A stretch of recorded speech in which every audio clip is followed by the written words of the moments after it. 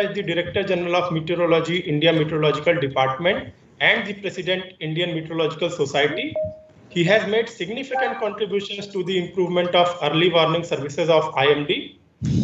He has several awards and recognitions to his name, including Honorary Doctor of Science from FM University and Kalinga Institute of Technology, Fellow of Indian Meteorological Society, Indian Climate Congress, Certificate of Merit for Young Scientist by Ministry of Earth Sciences, 25th Biennial MoSAM Award, Commendation Award, DRDO Government of India 1989 Award.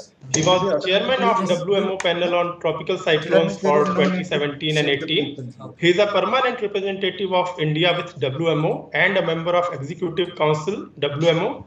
Thank you, sir, for joining us. Dr. R. Kelkar is the former Director General, India Meteorological Department. Dr. Kelkar held several prominent positions, including the President, Indian Meteorological Society, elected member of the Executive Council of the World Meteorological Organization, member of the Governing Council of the Indian Institute of Tropical Meteorology, Pune, and the ISRO Advisory Committee on Space Sciences. Dr. Kelkar has written several informative books on climate science, notably Satellite Meteorology, Monsoon Prediction, Climate Change, A Holistic View, and many other important books. Thank you, sir, for your presence. Dr. Krishnan Raghavan is the Director, IITM, who specializes in climate modeling. He is also the head of the Center for Climate Change Research at IITM Pune, where he was instrumental in developing the IITM Earth System Model. He is a coordinating lead author in the IPCC Assessment Report 6 Working Group 1 report and a drafting author in the Summary for Policymakers. He and his team from CCCR IITM published the first National Climate Change Assessment Report of the Ministry of Earth Sciences Government of India in 2020. Dr. K.S. Sasalikar is the head Climate Research and Services, IMD Pune. He has played key roles in establishing important projects like Safar Mumbai, Air Quality Monitoring System in Mumbai, jointly with IITM Pune, Mesoscale Location-Specific Weather Monitoring Service System in Mumbai that was done jointly with Municipal Corporation of Greater Mumbai and IITM Pune, development and establishment of integrated flood warning system for Mumbai that was done jointly with the government of Maharashtra, Municipal Corporation of Greater Mumbai, IITM Pune, National Center for Medium Range Weather Forecasting and National Center for Coastal Research, Chennai. He is currently working on development and establishment of thunderstorm test bed around Odisha. That is a joint project of the Indian Space Research Organization, Defense Research and Development Organization, and the Ministry of Earth Sciences. Dr. A.K. Saha is former scientist G, IITM, and the Vice President, IMS National Council. Dr. Saha is credited for successfully developing and implementing the Extended Range Prediction System in India. He served as a core member, WMO Inter-Program Expert Team on Operational Predictions from Sub-Seasonal to Long Time Scales, CCI Task Team on CLIPS Evolution of World Meteorological Organization. He also had additional charge as Head Climate Research and Services, IMD Pune. Dr. Gyan Shilan is Scientist G at IITM and the Chairman, IMSP. He has extensively worked on the understanding the Indian Ocean and its regional climatic impacts and has been instrumental in establishing the Ocean Data Assimilation System at IITM. Recently, he is involved in exploring decadal variability and predictability of the Indian Ocean and Indian monsoon, and also he is developing a decadal prediction system for India. Dr. Supriyo Chakravarti is Scientist F at IITM and the Chairman, Ocean Society of India, Pune chapter. Dr. Chakravarti is an expert in greenhouse gas dynamics, atmosphere-biosphere interaction, isotope hydrology, and paleoclimatology. Shri Mayuresh Prabhune is a science correspondent at Maharashtra Times, covering science and weather for the last 16 years. He is also teaching science journalism as a visiting faculty at Department of Journalism, Savitribai Phule, Pune University. With this, I once again welcome all the panelists. I now request Vice President IMS National Council, Dr. A.K. Sahai, to initiate the discussions. Thank you, Upendra. Respected Honorable Secretary, Ministry of Earth Sciences, Dr. M. Ravichandran, respected Professor Kelkar, Dr. M. Mahapatra, Dr. R. Krishnan, Dr. Hosalikar, Dr. Gyan Shilan, Dr. Chakravarti, and MoES, and all the members of Indian Meteorological Society and friends. We are going to start panel discussion. As you know, the fundamental need of the human being is food, cloth, and shelter. Roti, kapda, or makan. And these are determined within the purview of the vagaries of local weather and climate. Many activities related to these fundamental needs are determined by the weather of today and how good or bad it will be in the coming days.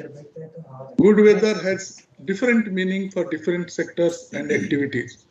For example, rains are good for some agricultural activities, but sometimes sunny days after a few days of consecutive rain are good for the same agricultural activity. In addition to temperature and precipitation, other weather parameters like surface pressure, wind, humidity, cloudy or clear sky, and other parameters are also important for different sectors in different way.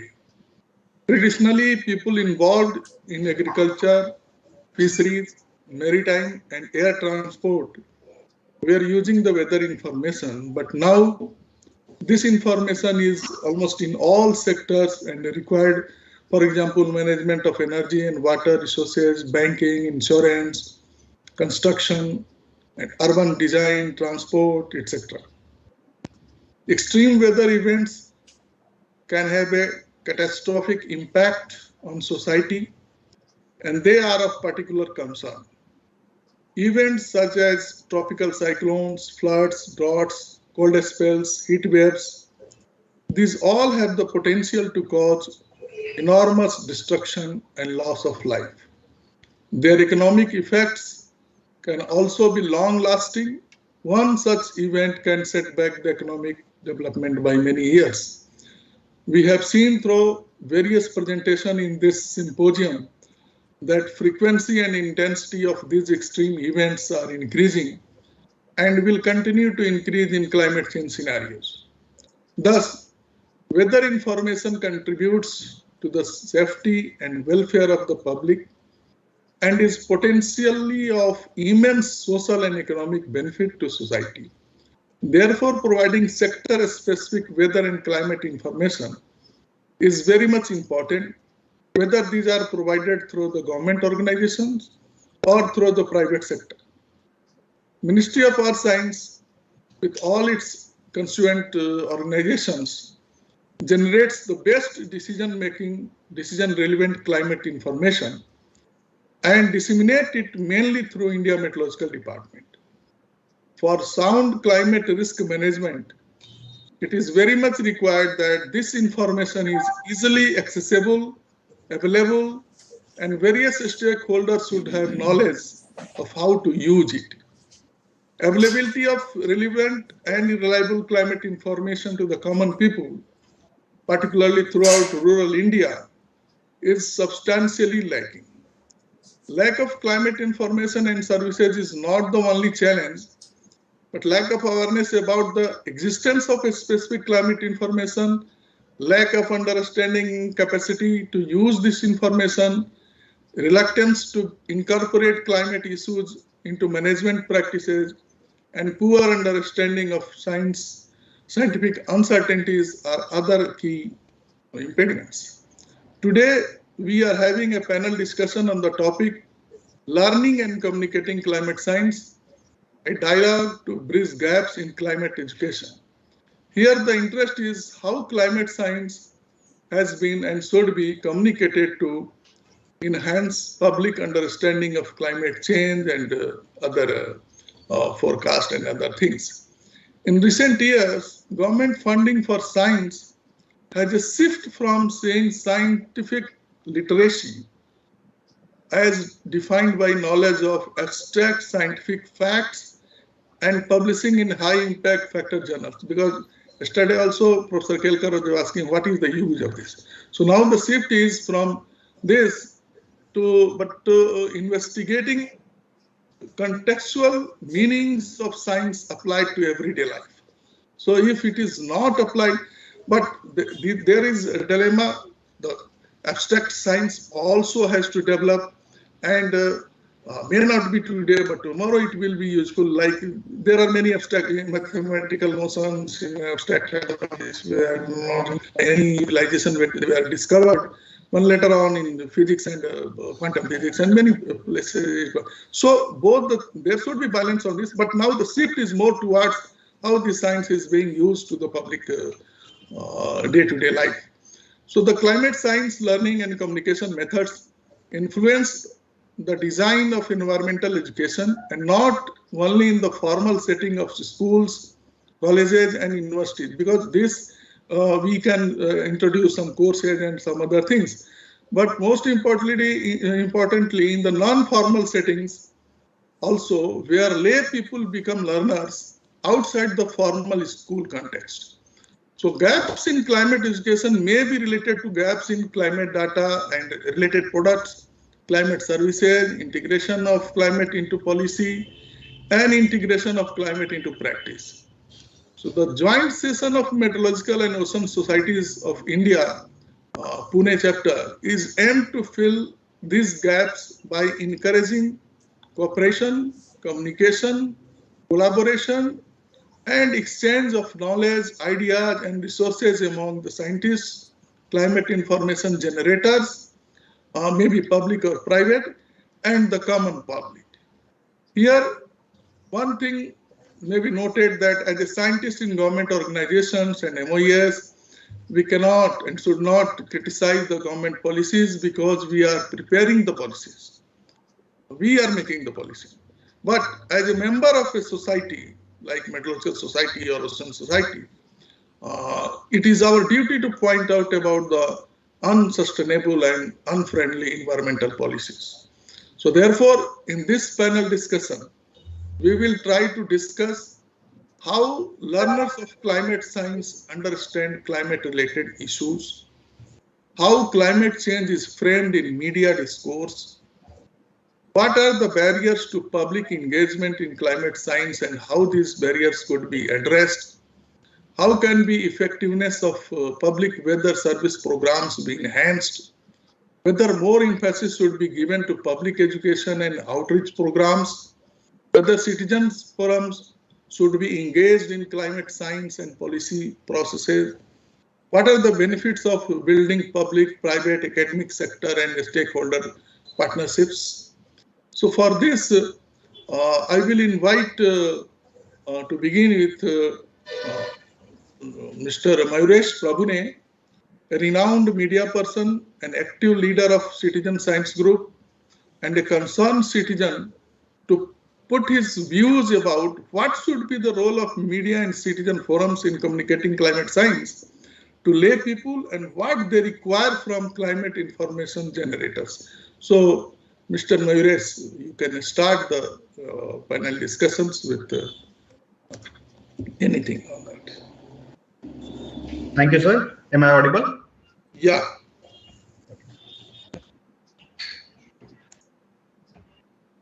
Is the screen visible, sir? Not yet. Okay.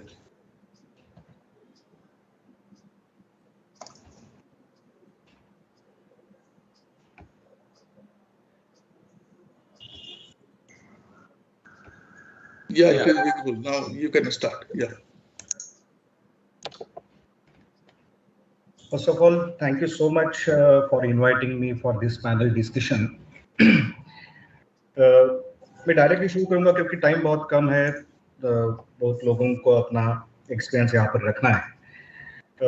I am talking here with two roles, as a citizen scientist and also as a media person. Role of media, basically media का खुद का ऐसा कुछ agenda होता नहीं है.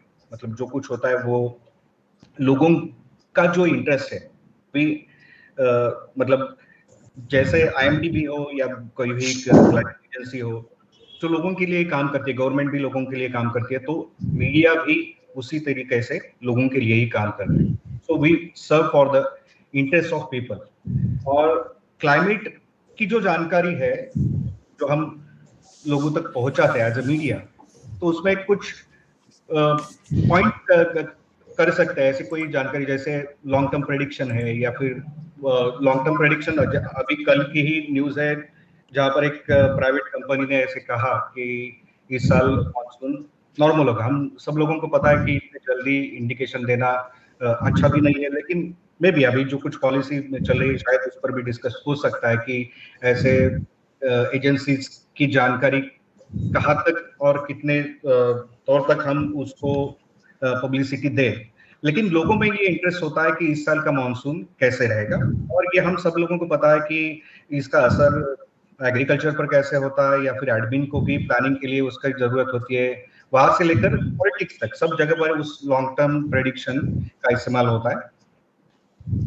Monsoon के वक्त जो कुछ पिछले 5-6 सालों में हमने देखा, स्पेशली महाराष्ट्र में कितने एक्सट्रीम वेदर इवेंट्स हुए, तो लोगों को लोकल तौर पर हमारे यहाँ पर, हमारे खेत में, हमारे घर के यहाँ पर क्या एक्चुअल होने जा रहा है और वो अगले 2-3 घंटों में कैसे होगा, तो ये यहाँ तक की जो जानकारी है लॉन्ग टर्म प्रेडिक्शन से लेकर लोकल स्केल तक, और वो भी नाउकास्ट, यहाँ तक की जानकारी हमें देनी पड़ती है।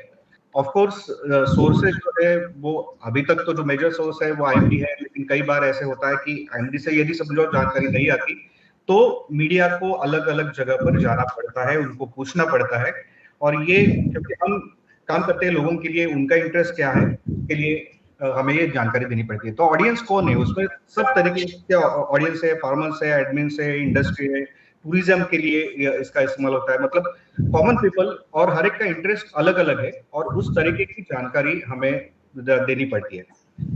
एक्सट्रीम वेदर इवेंट्स ये एक अलग तरीके से हम उसको, जब मैंने जर्नलिज्म शुरू किया था 2005-06 में, और तब मुझे याद है कि हम we used to call IMD people at night 8 PM और 9 PM समथिंग, और वो हमें बताते थे कि हाँ अभी ऐसे लो प्रेशर सिस्टम है और इस तरीके से उस वजह से यहाँ पर अभी एक्टिव है, अगले 5-6 दिन तक बारिश चलती रहेगी। तो एक जनरल टाइप का वो कवरेज था, लेकिन पिछले 5-6 सालों में वो कवरेज बहुत ही अलग तरीके से हमें करना पड़ रहा है और लाइव इवेंट भी करने पड़ रहे हैं। मुझे याद है निसर्ग जब साइक्लोन आया था तो ऑलमोस्ट हर एक टीवी चैनल के रिपोर्टर्स वहां पर लाइव कवर करने के लिए थे। हम सोच भी नहीं सकते थे कि महाराष्ट्र में ऐसी कुछ स्थिति आएगी कि एक वेदर फेनोमेना हो रहा है और वहां पर लाइव कवरेज के लिए टीवी चैनल्स वहां पर आ रहे हैं। तो ये पूरा चेंज, हम जैसे क्लाइमेट चेंज हो रहा है वैसे मीडिया का भी कवरेज भी हम वहां पर देख रहे हैं, और सबसे ज्यादा उस वक्त व्यूज जो मिले थे या फिर टीआर जो मिला था उस कवरेज को मिला था, जो हमें याद है निसर्ग साइक्लोन और उसके बाद में भी ताउते के वक्त भी वो देखा गया था। कुछ हद तक क्लाइमेट चेंज और उसके इम्पैक्ट का भी लोगों में इंटरेस्ट होता है, लेकिन जहां तक होना चाहिए उतना है नहीं। मतलब अभी तो ये डिकेड हमने कहा है कि क्लाइमेट चेंज के लिए इंडिया बहुत सारे इनिशिएटिव्स ले रहा है, 2030 तक हम बहुत सारे इनिशिएटिव लेने वाले, तो लेकिन उसका इम्पैक्ट लोगों में लोग महसूस कर रहे हैं, लेकिन वो जहां तक उसकी जानकारी जिस तरीके से जानी चाहिए वो जाती नहीं है, ऐसे दिख रहा है।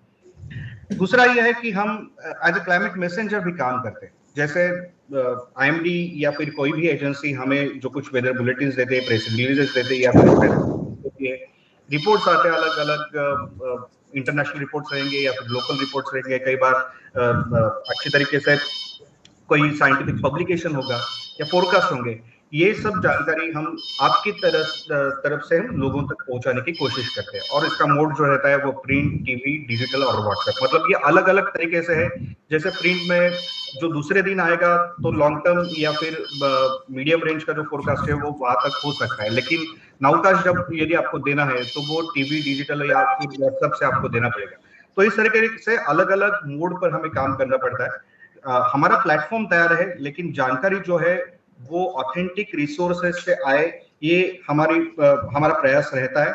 लेकिन कई बार ऐसे होता है कि वो जिस वक्त हमें जिन चीजों की जरूरत होती है वो जब मिलती नहीं, तब कई बार ऐसे होता है कि जो नॉन साइंटिफिक टर्मिनोलॉजीज भी इंट्रोड्यूस होते हैं। कई बार ऐसे लोग आते हैं कि जो सो कॉल्ड एक्सपर्ट्स रहते हैं, उनसे भी कई लोग जानकारी लेते हैं।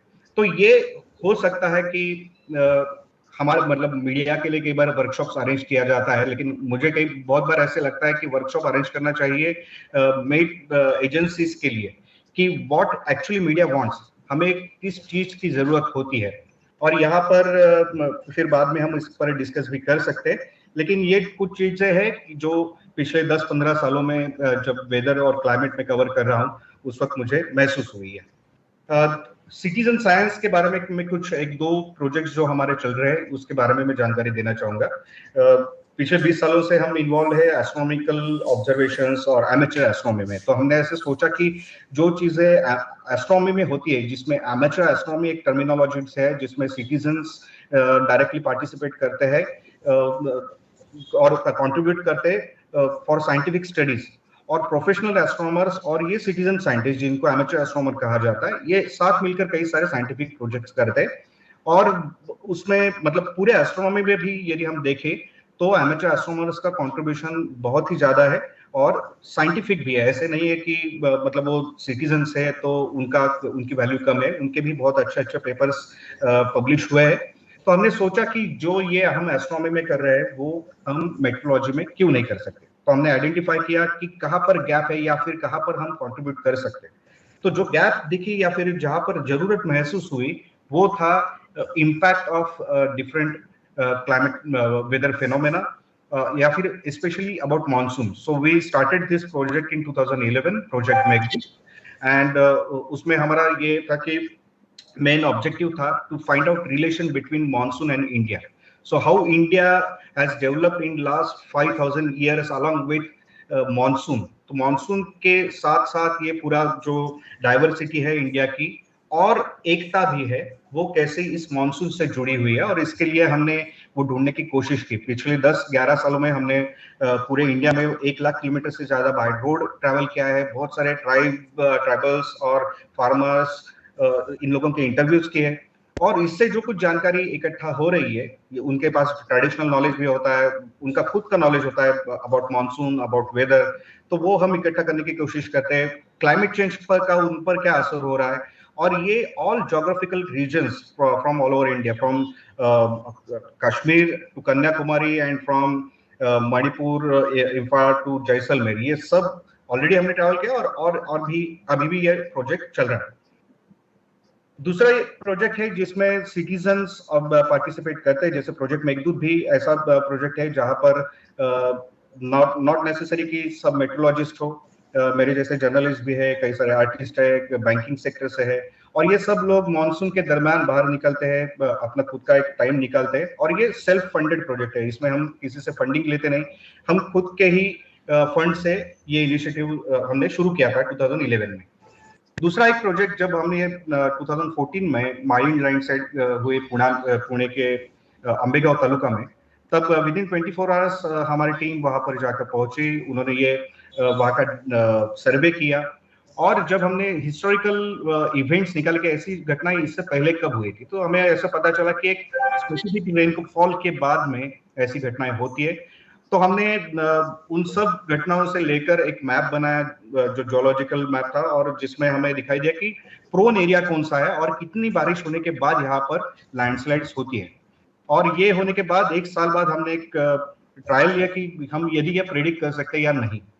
तो हर एक रीजन के लिए थ्रेशोल्ड था, एक स्पेसिफिक रेनफॉल का एक्यूमुलेशन का थ्रेशोल्ड था, और उस थ्रेशोल्ड के बाद में वहां पर लैंडस्लाइड्स होती है, ऐसे हमें दिखाई दिया था हिस्टोरिकल इवेंट्स में। और ये हमने चेक किया, और उसके बाद में अभी 2015 से लेकर अभी 2021 तक हमने कई जगह पर अलर्ट्स दिए, और उसमें से मोर देन 80% जगह पर लैंडस्लाइड्स हुए, ऐसे हमें दिखाई दिया। और ये सतर्क सिस्टम जो है ये पूरी सिटीजन के कंट्रीब्यूशन से चलती है। मतलब लोकल लेवल पर कहाँ पर लैंडस्लाइड होते हैं, लोग हमें कंट्रीब्यूट करते हैं कि उनका लोकेशन भेजते हैं, कहाँ पर लैंडस्लाइड हुई, फोटोग्राफ भेजते हैं किस टाइप की हुए, और उसके साथ वहां पर रेनफॉल का यदि नेटवर्क नहीं होगा तो वो खुद रेनफॉल के फिगर्स, मतलब हम उनको प्रोवाइड करते हैं रेन गेजेस, और वो हमें भेजते हैं। तो ये सिटीजन्स और मेट्रोलॉजिस्ट ये एक साथ आकर क्या हो सकता है, ये सतर्क उसका एग्जांपल है, जिसका प्रेजेंटेशन हमने नेशनल स्पेस साइंस सिंपोजियम में किया था। यहाँ पर आप उसका पोस्टर देख सकते हैं। ये एक एग्जांपल है किस तरीके से हम लैंडस्लाइड्स के अलर्ट देते हैं। ये पूरा सिटीजन साइंस प्रोजेक्ट है और इसमें ऐसे है नहीं कि सिर्फ सिटीजन ही इसमें ये है। तो इसमें गाइड करने के लिए मेट्रोलॉजिस्ट है, डॉक्टर जे.आर. कुलकर्णी इसमें गाइड करते हैं और कई सारे हैं। और अभी भी इसके बाद में भी हम कुछ फेनोमेना के लिए IITM से, IMD से भी कई सारे एक्सपर्ट्स इसमें गाइड करते हैं। और कंट्रीब्यूशन जो है, बेसिक कंट्रीब्यूशन ये सिटीजन्स का है। लास्ट ईयर हमने सतर्क की कम्युनिटी शुरू की। मतलब पहले जो था वो लिमिटेड नंबर में हम कर रहे थे, लेकिन अभी हमने ज्यादा से ज्यादा लोग इसमें आए, इसलिए हमने व्हाट्सएप के ग्रुप बनाए और पूरे महाराष्ट्र से इसमें लोग जुड़ रहे हैं। ऑलमोस्ट 500 सिटीजन्स ने इसमें एनरोल किया है, जिसमें फार्मर्स भी है और अलग अलग तरीके से बैकग्राउंड के लोग हैं। कंसेप्ट ऐसी है कि हम उनको उनके यहाँ पर जो कुछ यदि कुछ होने वाला है अगले 2-3 घंटों में या अगले 24 घंटों में, ये अलर्ट्स हम उनको देते हैं। और अलर्ट के जो सोर्सेस होते हैं ऑब्वियसली वो IMD के होते हैं। कई बार ऐसे होता है कि नाउकास्ट में रडार को देखकर हम ही खुद वहां पर बताते हैं, क्योंकि कई बार वो नाउकास्टिंग लोकल लेवल पर नहीं रहता। तो रडार को देखकर कोई भी एक्सपर्ट, और ये एक्सपर्ट जो है वो भी MSc एटमॉस्फेरिक साइंस और ऐसे जो हुए ये लोग भी इसमें शामिल है, तो ये उनको अलर्ट्स भेजते हैं और जिसका उनको फायदा हो रहा है ऐसे हमें दिखाई देता है। दूसरी तौर पर उनके यहाँ पर कोई यदि एक्सट्रीम इवेंट होता है या फिर कोई फेनोमेना होता है तो उसकी जानकारी वो हमें देंगे। तो ये 2-वे कम्युनिकेशन का एक एग्जाम्पल है और उसके लिए हमने ये वेबसाइट भी बनाई है। कोई भी ऑब्जर्वेशन बताता है तो वो डायरेक्टली मैप पर दिखता है। ऐसे ही सिमिलर इनिशिएटिव IMD ने भी शुरू किया है।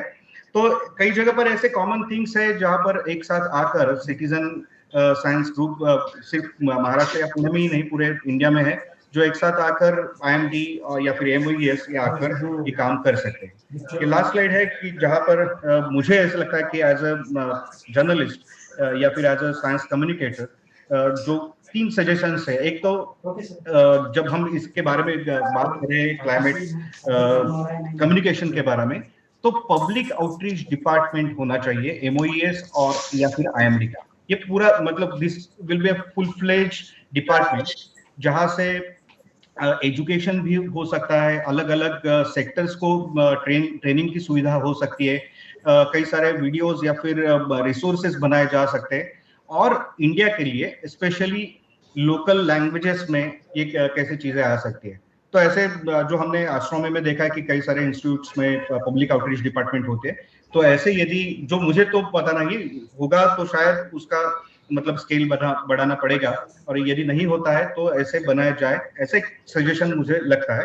दूसरे जो सिटीजन साइंटिस्ट है, मतलब कई सारे लोग ऐसे हैं, प्रोफेसर्स रहेंगे, कोई स्टूडेंट्स रहेंगे जिन्होंने एजुकेशन भी लिया है, MSc किया है, लेकिन अभी वो कुछ अलग काम करें, लेकिन they want to contribute for climate और वेदर अपडेट्स।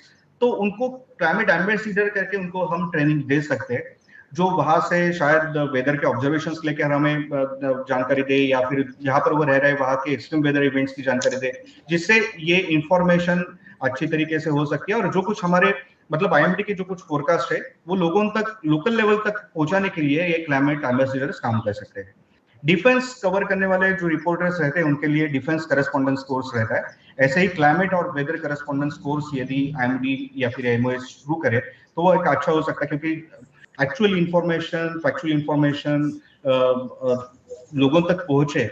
और कई सारे हम देख रहे हैं कि ऐसे प्लेयर्स आ रहे हैं या फिर ऐसे होते हैं कि जो सो कॉल्ड मेट्रोलॉजिस्ट कहते हैं। तो ये क्यों होता है? क्योंकि जो रिपोर्टर्स भी है वो कोई MSc एटमॉस्फेरिक साइंस करके नहीं आए, तो ये नॉर्मल किसी भी बैकग्राउंड से हो सकते हैं। तो उनको एक बेसिक जानकारी होनी चाहिए। तो रेसिडेंशियल कोर्स हो सकता है जिसमें आप उनको इंट्रोड्यूस कर सकते हैं अलग अलग जितने सारी हमारी सुविधाएं हैं, जैसे रडार रहेगा या फिर सैटेलाइट का स्टेशन रहेगा या फिर सुपर कंप्यूटर से वो एक्चुअल दिखाकर ये काम कैसे चलता है, और जितनी सारी टर्मिनोलॉजीज है और वो अलग अलग लैंग्वेजेस में इन लोगों को, मतलब जो रिपोर्टर्स है उनके लिए यदि एक ऐसा रेसिडेंशियल कोर्स, एक सर्टिफिकेट कोर्स यदि हम शुरू करें, तो ऐसे कई सारे करस्पॉन्डेंट्स, वेदर करस्पॉन्डेंट्स पूरे इंडिया में होंगे कि जो एक्चुअल इंफॉर्मेशन हमें पहुंचानी है, मतलब IMD को पहुंचानी है, वो लोगों तक पहुंचाने के लिए हमें हेल्प कर सकें। Thank you. Thanks, MoES, for putting the increasing awareness of media and also the coverage of extreme events by media. So to work media as a climate messenger, there is a need to work jointly by MoES, IMD. This is what he has shown. And importance of different weather phenomena, and so they have started citizen. He has also told the success of citizen forum, particularly in landslide prediction, when there are citizen is contributing to data and other things, even rainfall data and all those things. So this is very appreciable work by Pune Citizen Science Group. And what in the end he has told the 3 points, that is very much important. And I think Dr. Gyansinan will say something about this climate weather correspondence course for media, but not the course, but IMSP is doing something, so he will, Dr. Gyansilan, I invite Dr. Gyansilan, Chairman IMS Pune chapter, to respond and put his views. Thank you, Sir. Honorable Secretary, Ministry of Earth Science, Dr. M. Ravichandran, Dr. Mahapatra, Dr. Kelkar Saab, Dr. Krishnan, Dr. Fasalikar, Dr. Sahai, Dr. Supriyo, Sri Mayush, IMS fellows and members and friends. A very good afternoon to all of you. First of all, I welcome you all for the panel discussion. Communicating climate science to the general public is a really challenging task. So we have been working on bridging the gaps in climate education. IMSP has been working on for decades. I would like to highlight some of the activities of IMSP on this aspect. I was also feeling that, we felt the need to have more interaction with the press, as Mr. Mayuresh has rightly pointed out. So we have felt the requirement, and we have conducted several workshops for press reporters. So which was one of the highly appreciated program.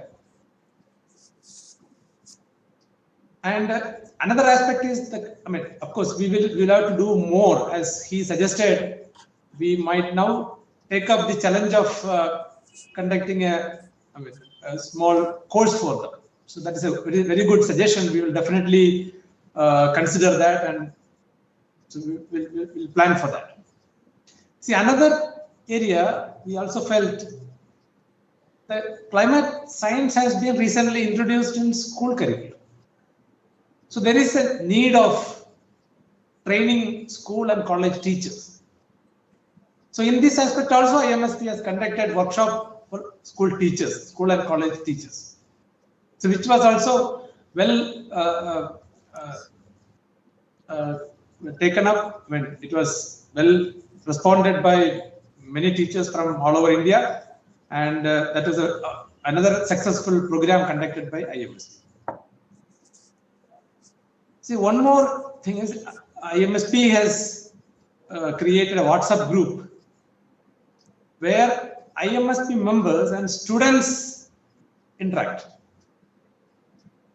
So they discuss burning scientific issues on weather and climate science, and they use this platform to teach different meteorological concepts for students and young researchers. So here we will think about involving more people, like more press people on this.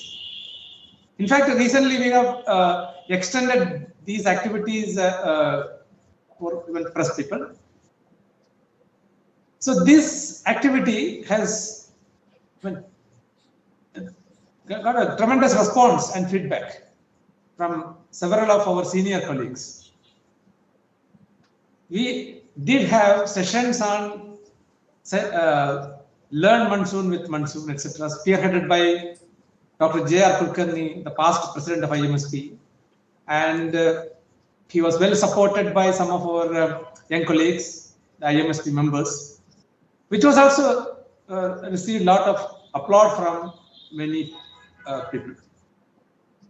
We also use this platform to conduct online quiz on meteorological concepts and problems. So our student community has benefited a lot from these programs. So after conducting the workshop for the press and media, we felt the requirement of a WhatsApp group for all these press reporters. And now currently we have a WhatsApp group for press reporters of Maharashtra and Goa, where we actively participate in the discussion, especially during the extreme weather events over this region, especially. Here, the weather information and warnings and deliberations are provided by our members and IMD officials. Shri Khosalikar and Shri Jamadar ji are very active among active members in this group. So they do a lot of the deliberations and discussions on extreme weather, especially the ones over the West Coast. So another one, we publish quarterly bulletin of IMSP, where societal relevant scientific articles are published, which is circulated to the entire community. So that's another medium through which we communicate to the people. So we also facilitate scientific visits of school students in and around Pune. So many times requests come from school teachers that their students would like to visit the IMD instrumentation or IMD lab or IITM lab. So we facilitate, but we need to give them some small support. So we provide the support. So that is another way of getting closer to the public. So we also facilitate the IMSP members for their international recognitions and young achievers for their contributions benefiting the society.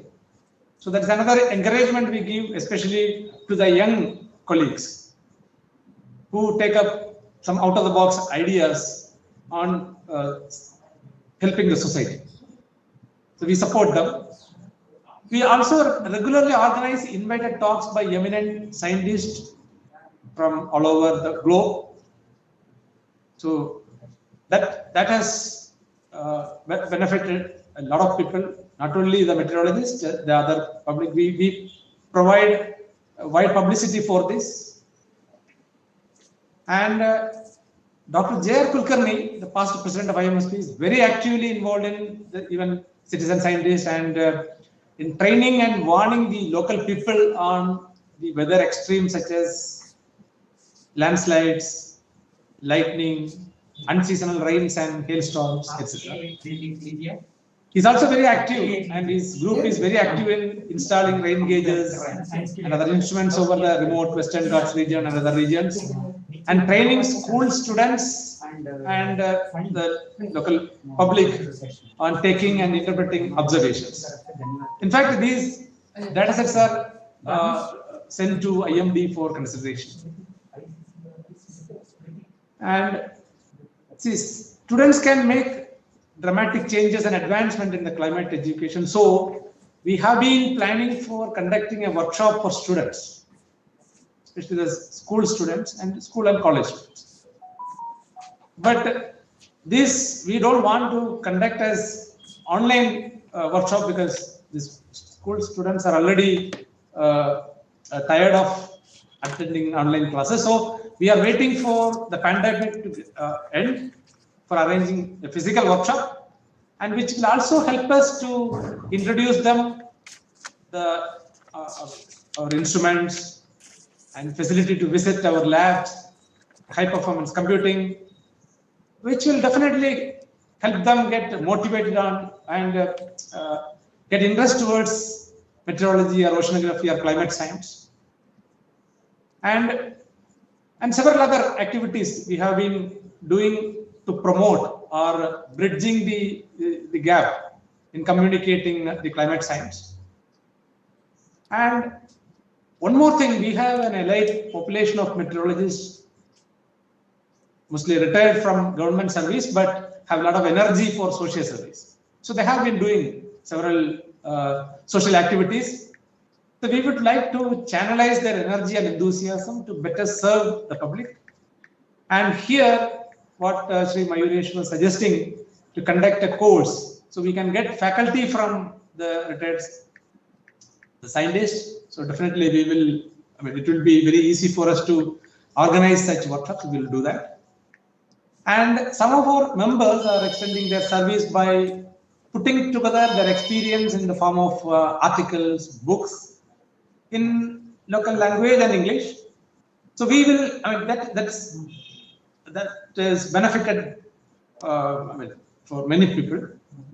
So we will encourage and support such initiatives. And in fact, some of the scientists which have the idea, but they are not coming forward to put it together. We help them to put them together and make it more useful for the public. That we'll do. And we will also initiate more talks in regional languages to help the local people. So here also we will take the scientists retired from government service for such activities. And also, I mean, IITM is going to share the model codes, maybe in a course resolution for public and students. So Dr. Krishnan may talk more about that. But IMS and OSI can make more publicity on that and help more students use this facility. And like that, I mean, we have scope for many such activities, which we will be very happy to take up and extend our support for the local public. Yeah, so with this I will end my discussion now, but the suggestions coming from this panel will be definitely happy to implement. And thank you. Thank you, Dr. Sheelan, for putting very nicely what IMS Pune chapter is doing and conducting various activities in learning and communicating climate science to common people. And you have also seconded the suggestion put forth by Mayuresh on the climate weather correspondence course for media. So let us see what we can do. Now I will invite Dr. Supriya Chakravarti, what Ocean Society of India Pune chapter can do in this bridging the gap.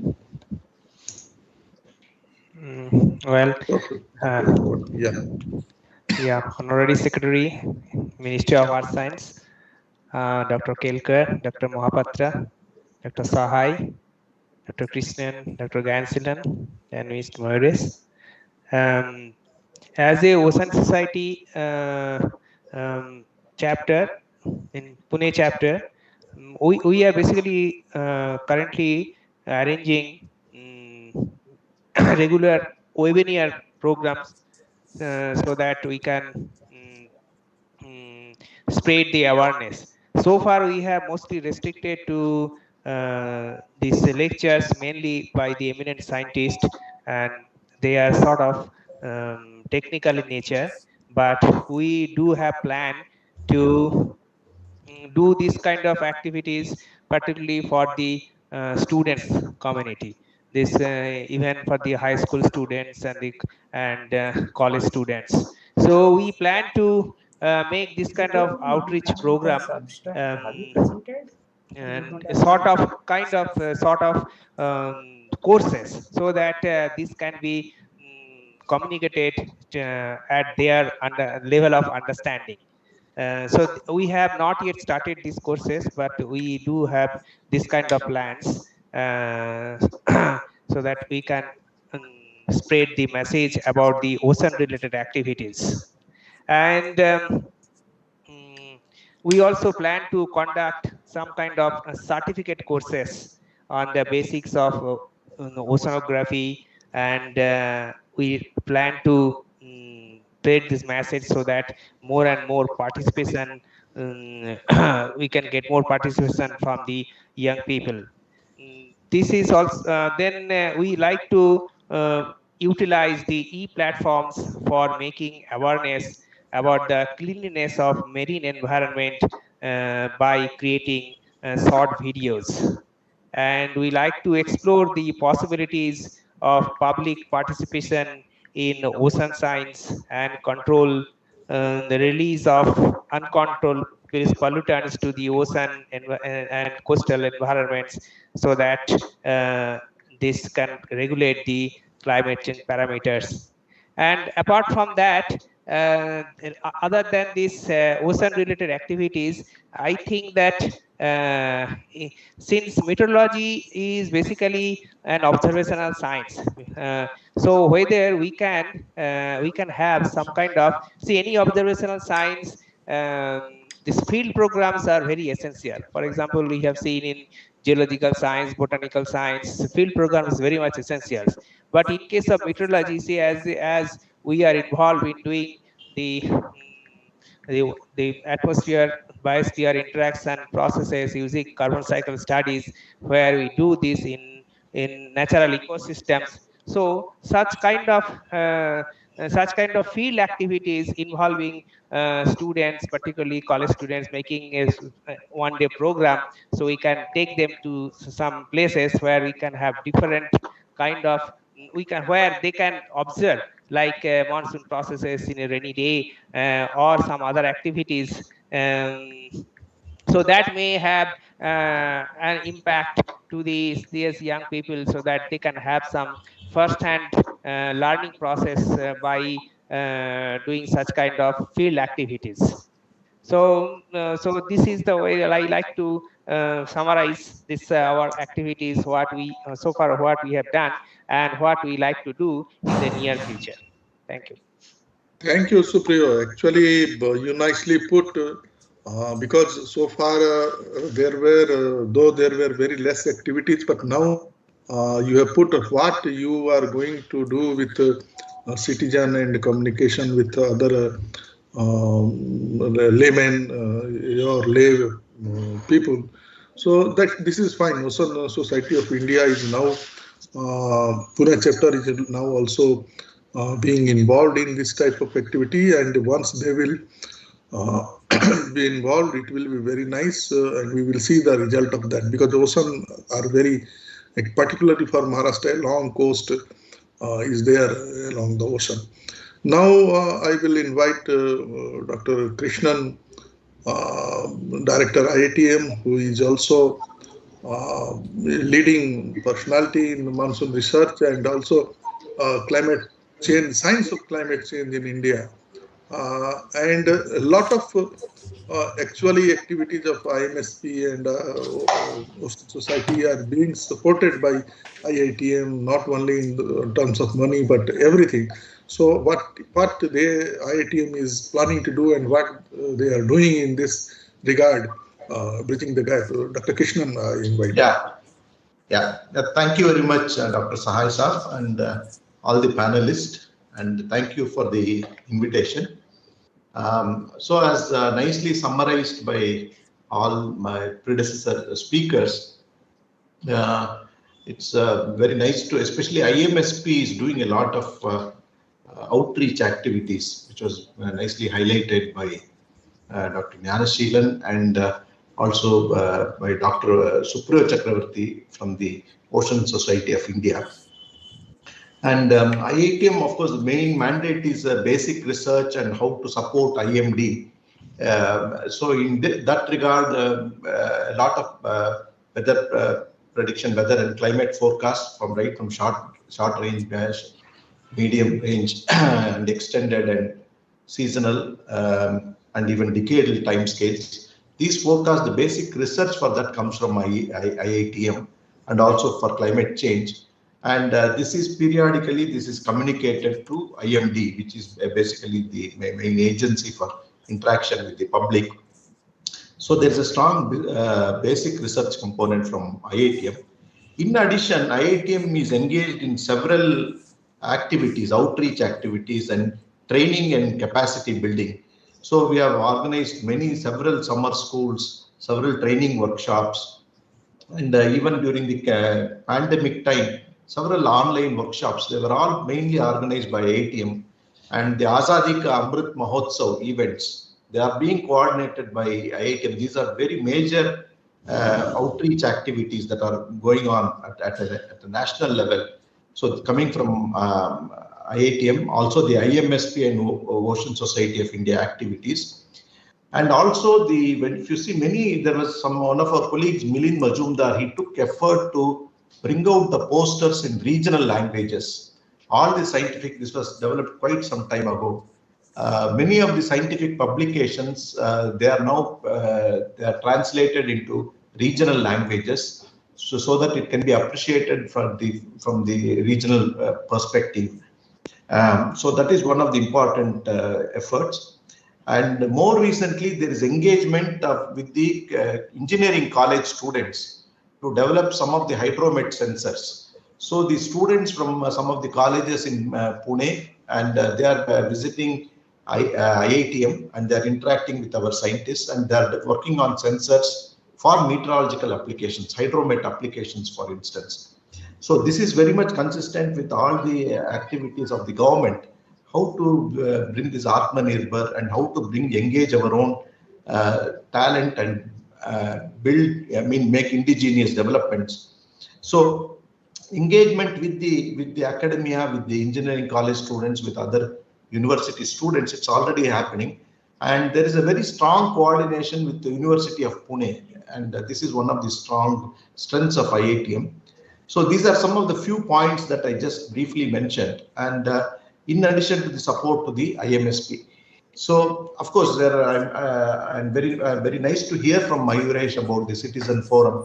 And definitely we could definitely take it to a next level, depending on what are the immediate priorities.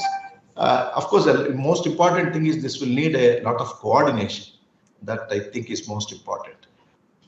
So these are the few points, and thank you very much, Dr. Sai Saab. Thank you, Dr. Krishnan, for nicely putting IITM's contribution in the outreach and learning, actually to scientists and to laymen, and but also there is a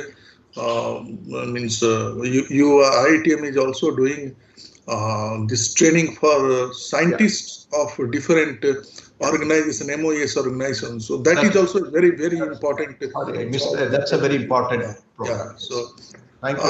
After this, I would like to call Dr. K. Sosalikar, who is head of climate research and services.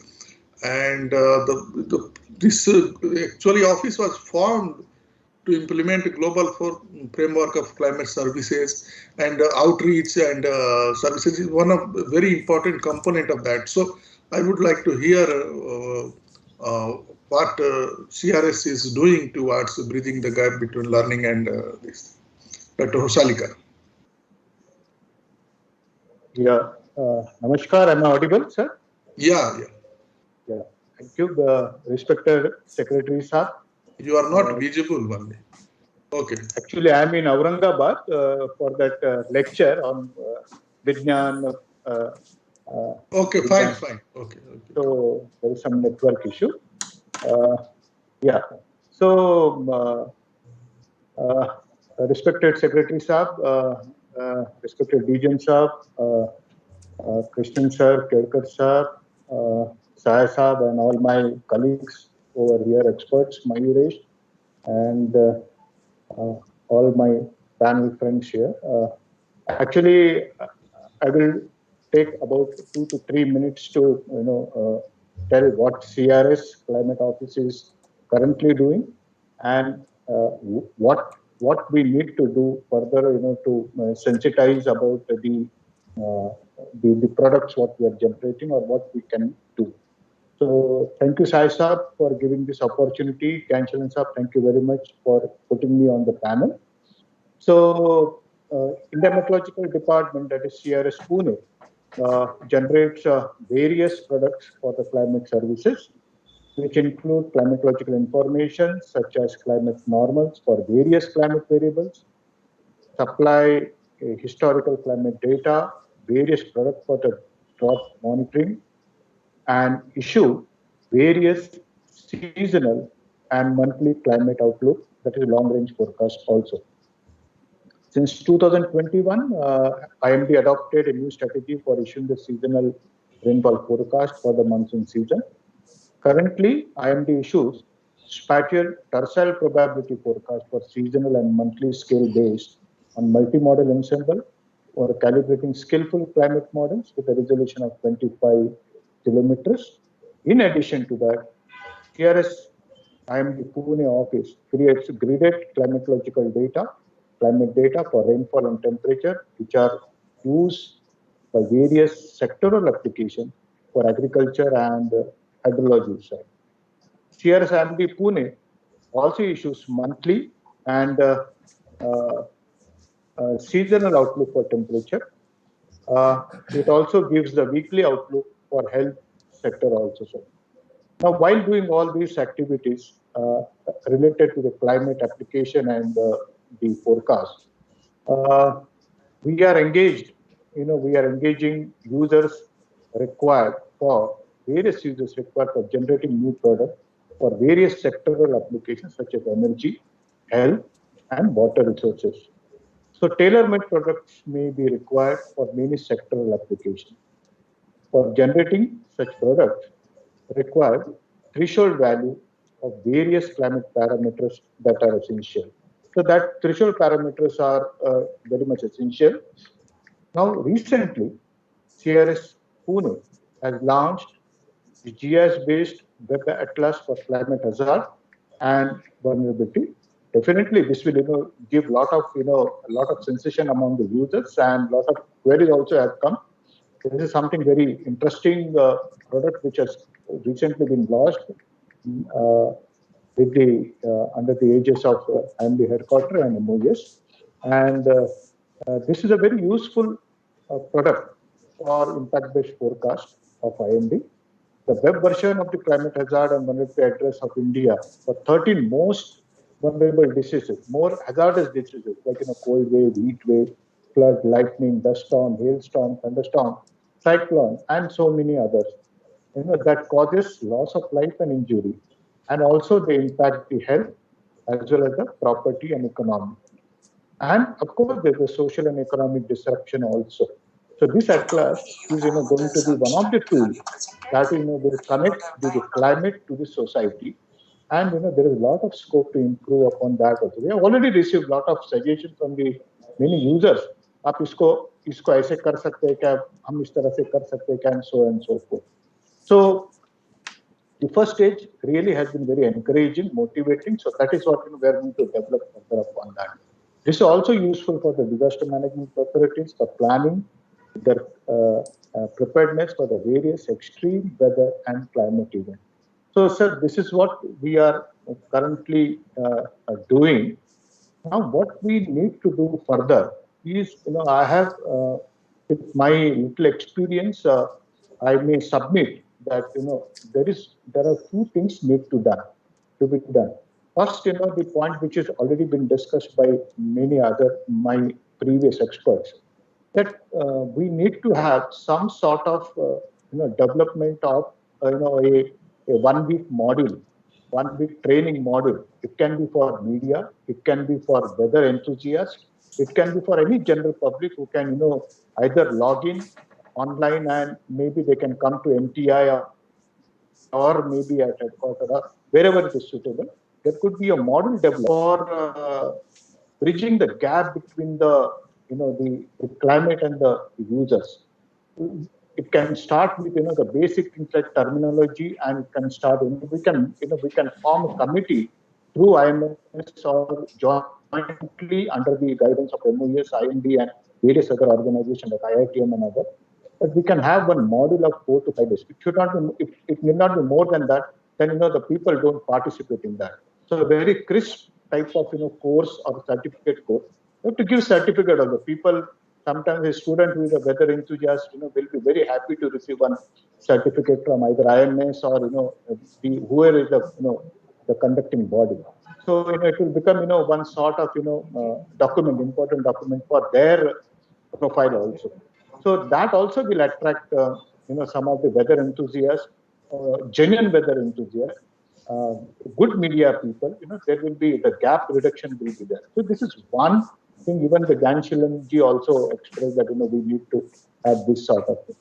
The second point which I want to suggest that whatever we are doing related to the climate, I'm sure the people are okay now with the weather phenomena and the weather aspects like 5-day forecast, 5-day warning, district level warning, nowcast warning, and people are aware of it. People they know about it. So the only problem comes when we are talking of climate. I think that sensitization of the climate is not there.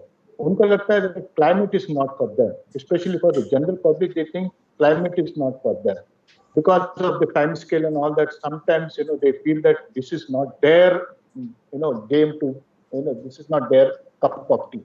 So we need to sensitize the society.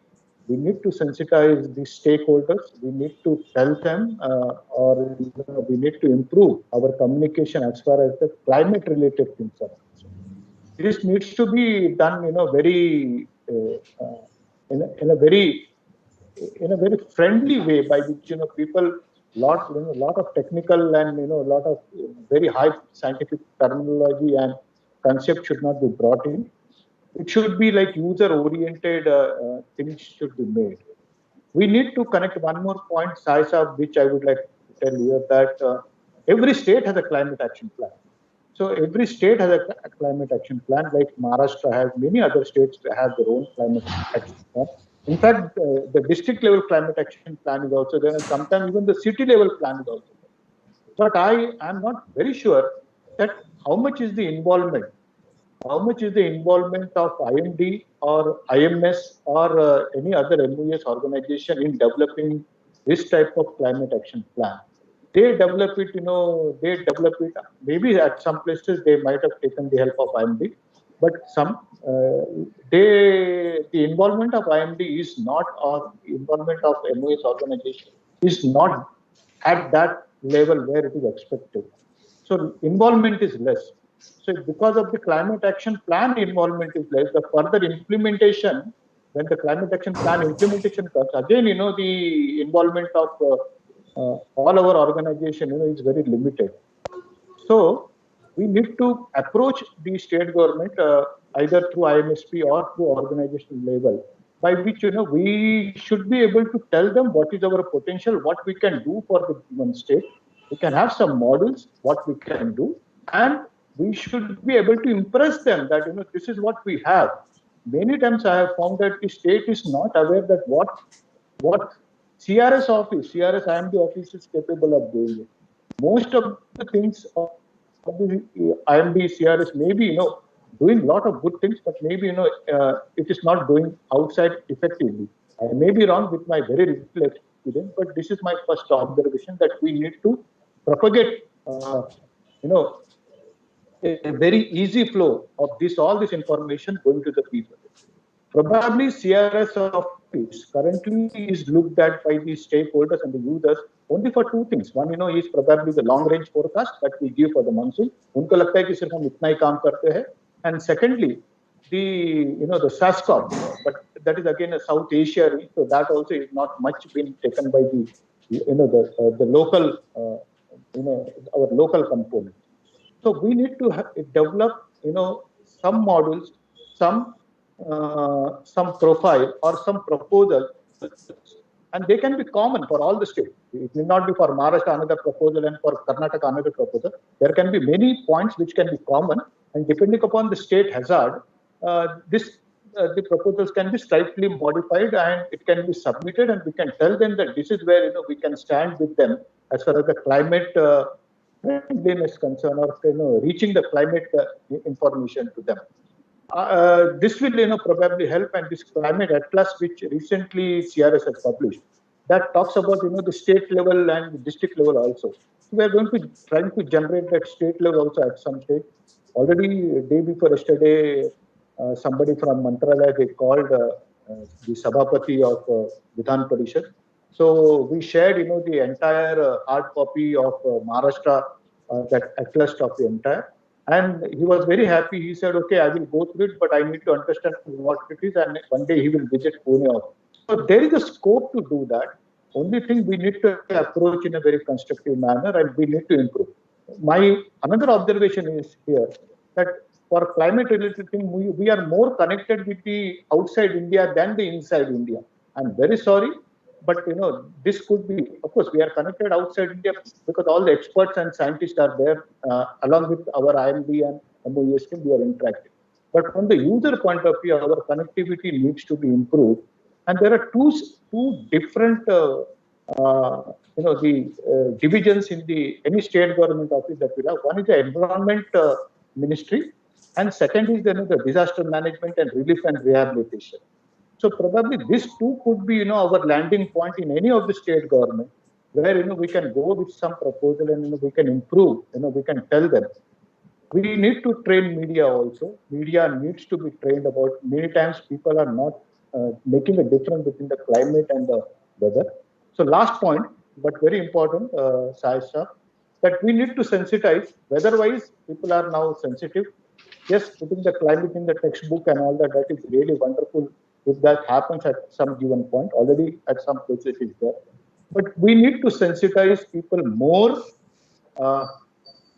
about the climate in a very effective manner, so that they start taking that information in a very constructive way, and it will help the policy makers also as far as the climate is concerned. So this is what I want to submit here. I hope there could be one or two points which the panel would consider for consideration, but I need this needs to propagate effectively. Is my submission. Thank you, everybody, and thank you. Thank you, Salke sir. So it is nice, and congratulations to CRS office for publishing Climate Hazard Atlas, because this is very much an important thing and direct relevance to public and policy makers. And you have also supported the proposal of MoES and Dr. Gansilan, and you concisely told that 1 week training module should be there for media and weather enthusiastic people and public. And the third point, what you told, that sensitization of climate and climate change to the people, and climate action plans, role of IMD, IMS, and all those things in climate action plans in state level, and this. So there, if it means that we have to act proactively for this. If state government is not taking inputs from us, then we have to go to them that yes, why you are not taking, we have all these things. So maybe IMD CRS can write, or this can be initiated through IMS also, because IMS can say that, yeah, we have seen your this state action plan, district action plan, but there are many things missing, so we can contribute into that. So that can also, as you suggested, there should be maybe a team, and they can think on that, and at least for Maharashtra and other states, we can see the climate action plans and what are missing from the existing knowledge of IMD, IITM, IMS, and MoES. Thank you for putting these things forward. Now I will call Dr. Mrityunjay Mahapatra, Director General of Meteorology and also President of Indian Meteorological Society. So now he will say how, because they are generating services and also outreach, and as a president of IMS also, a lot of activities are being conducted. So Dr. Mahapatra will rightly put something in this, bridging the gap. Thank you, sir. So thank you, Sai respected secretary and distinguished panelists. I should at the outset express my gratefulness to IMS Pune chapter for organizing this panel discussion with an appropriate topic like learning and communicating climate science, a dialogue to bridge gap in climate education. this topic is very relevant, but I want to say that this topic is just a method to reach towards the objective. If you just look at the objective of any weather and climate services across the globe, and especially in India, the objective is to minimize the loss of lives and properties. The second objective is that to optimize the use of weather and climate informations for socioeconomic uplifting of the society and the human being. So therefore, we should look at the learning and communicating climate science in view of the ultimate objective of the MoES institutes and the societies like Indian Meteorological Society and Ocean Society of India, those who are linked with this collaborative approach of the workshop. So while putting forth that for my viewpoints, I'll just start with an example. Just after the cyclone Phylline 2013, which was a great success for the country, and country was rejoicing with the success, Niti Aayog wanted to put forth a statement to the Honorable Prime Minister, and then distinguished member Dr. Kausturi Rangan contacted DGIND that he wants some technical help from someone, and Dr. Rathore Saab sent me to Niti Aayog. So when I went there, his first question was, how was it possible? What made it possible? What are the key steps taken to achieve this success? So while replying to his questions, discussing about the various steps taken towards the early warning system, my two important steps which has been taken off and I put forth before him was the collaboration and outreach. So collaboration and outreach are key to the success of the early warning system, are key to the success for implementation of the climate science for uplifting the socioeconomic condition of the country. So when I say that, the ultimate objective will be in this direction to have collaboration with the R&D institutes for learning and communicating the climate sciences. Unless and otherwise, we understand the science of meteorology and the climate and weather and its applications, unless we go for developing the tools and technology, we cannot have a better communication to the public. So the first step will be the enhancing the collaboration with R&D institutes, universities, and various academic institutes. The second one, before going to the second, I'll tell that already there has been a lot of collaborations. We have been associated with many IITs, IIITs, universities, central universities, state universities, but still, I will say that we have to go a long way. There are many institutes where even we do not have earth sciences or environmental sciences or atmospheric sciences, and hence, therefore, we do not have sufficient background knowledge even with our academic colleagues. And through them, actually, we can reach out to the society, and also we can reach out towards the requirement of R&D. This next point comes to collaboration with respect to the extension of services. There has been a very good collaboration with respect to extension of agro-meteorological services. There has been collaboration with ICAR, collaboration with state agriculture universities, central agriculture universities, R&D institutes with respect to agriculture. There has been agriculture societies, there has been NGOs, and also there has been collaboration with them for extending the farmers' awareness programs and support to the farmers. But still, I will say that India being a country with still about 55 to 60% population depending upon agriculture, we have to go a long way to have more collaboration even up to the village level or to the farmers level. A similar extension has to be provided to other sectoral applications, like the emerging sectors like energy, industry, power, tourism, and many more. The third approach could be the collaboration for developing the various sectoral applications and its use for socio-economic development.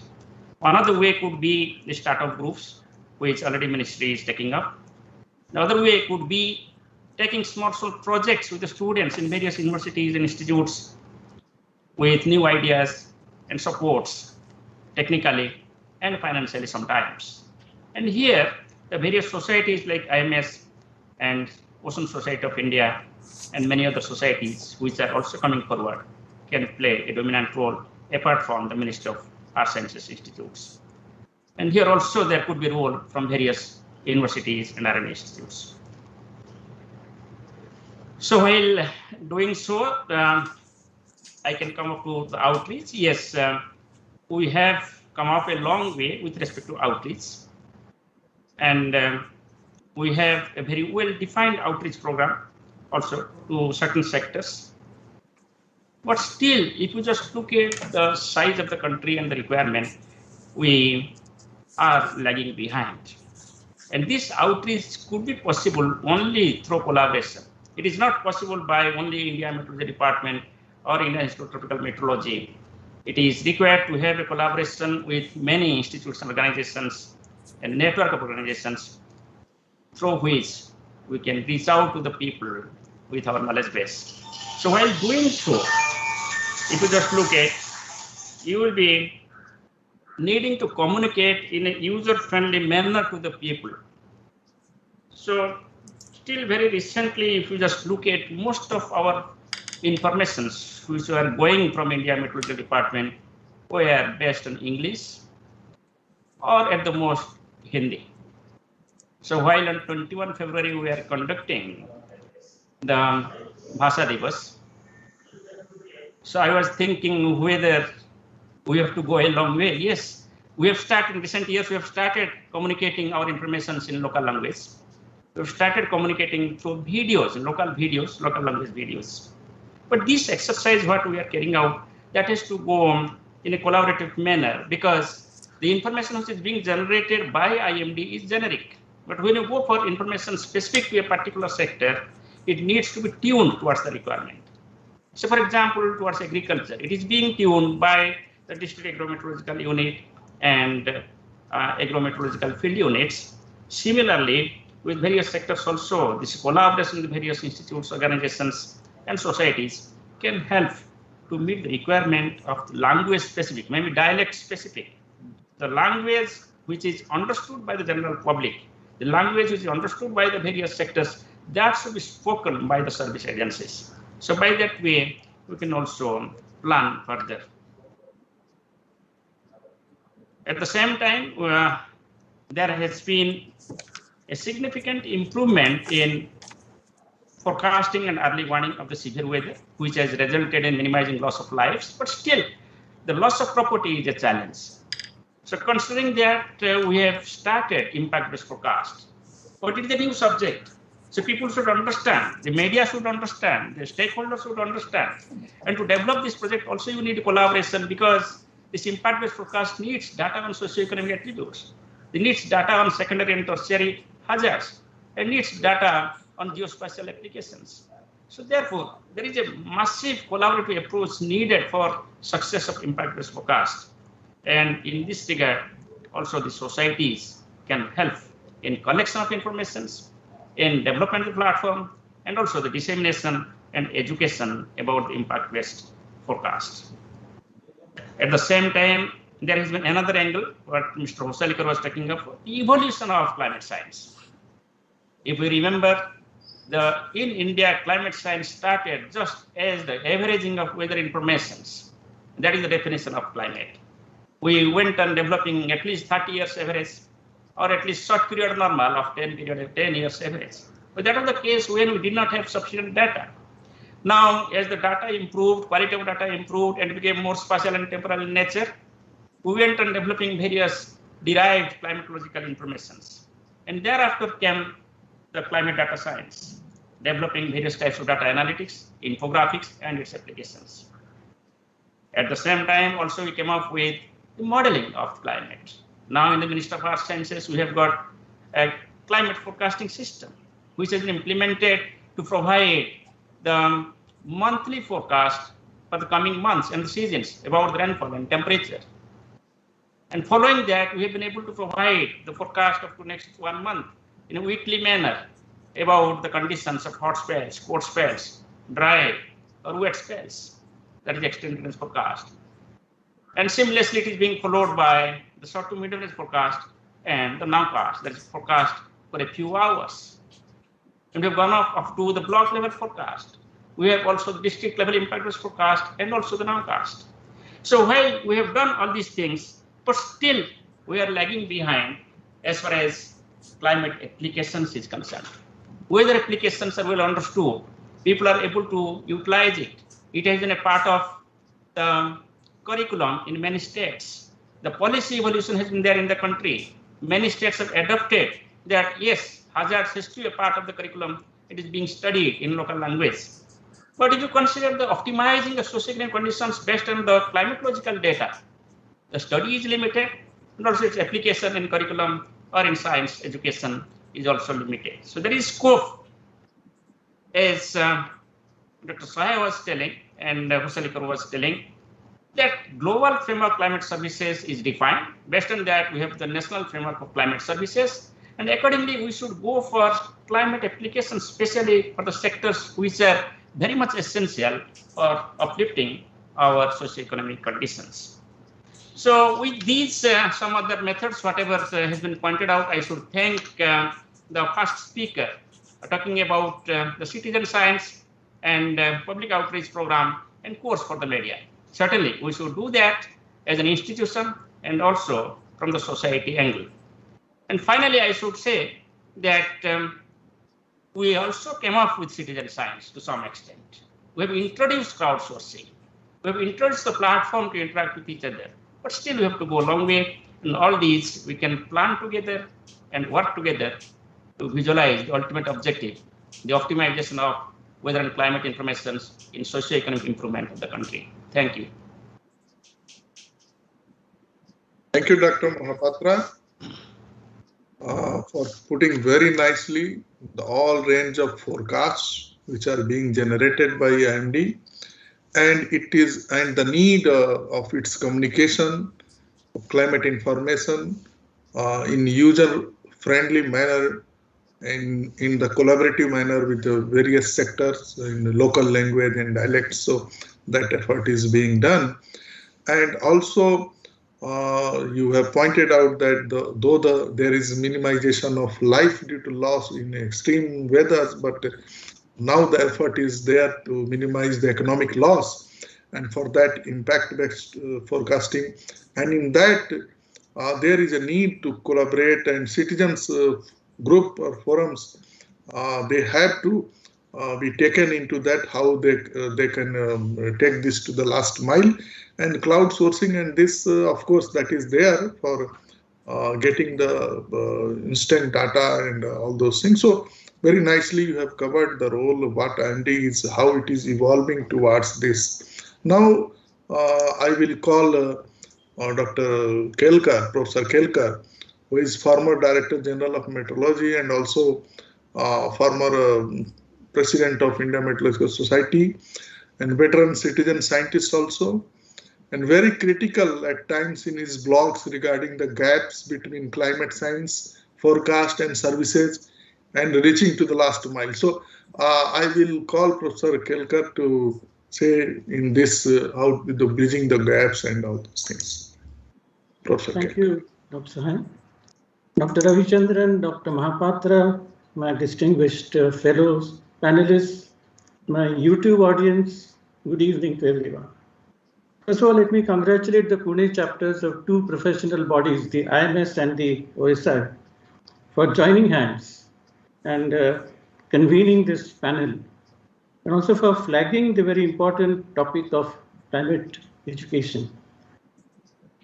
There was a time when the city of Pune was called Pune, and it was supposed to be a pensioners' paradise, mainly because of the salubrious climate of the place.